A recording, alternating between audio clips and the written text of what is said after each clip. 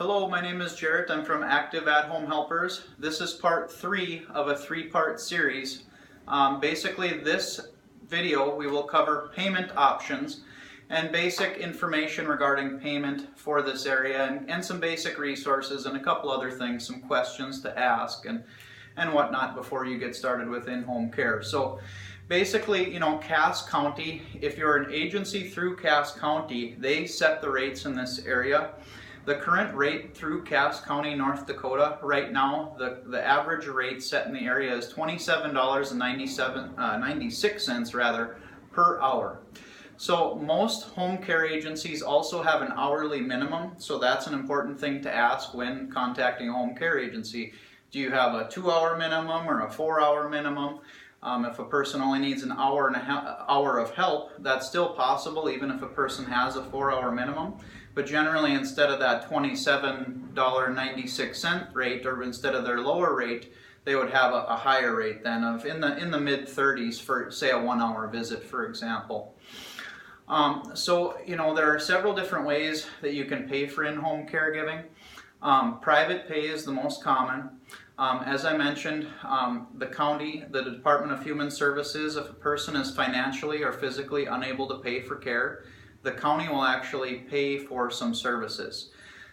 So basically, if, let's say, I was low income and I lived in a housing authority building and I needed in-home care, I would call the county and say I need some help and I can't afford it, and they would send a caseworker to assess me and my finances.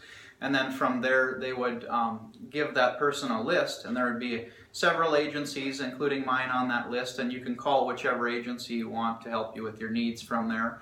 And then the agency would then send the bill to the state, so it wouldn't cost the client any money.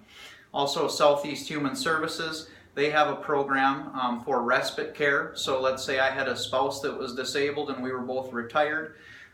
They may also give basically some dollars or some hours to a person that is in need of care, and I don't think financial aspects come into play with that program as much.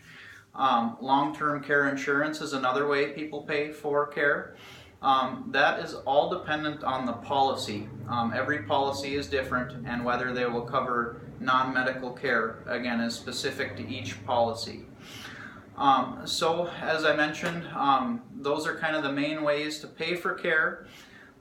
Like I say, I'm going to cover just some resources in town here. Basically, I always like to mention Hero Healthcare. They are a very good organization that has healthcare equipment, and they're a nonprofit organization. I always like to mention IPAT.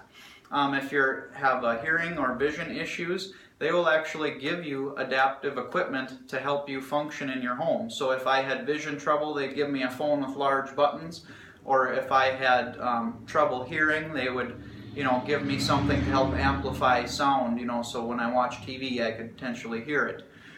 So they have a lot of different things that are very nice and very helpful to people that are in need.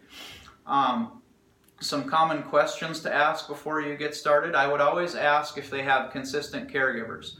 My goal is always to try to fit the caregiver and the client together and try to keep that going, try to keep that relationship going, so there isn't a turnover and a new worker in every time that would have to be trained in and that trust gained again. So again, this is part 3 of my video series on home care, so please watch all 3 parts, and if you have any questions, just give me a call anytime. I'm always happy to answer any questions you may have. Thank you very much.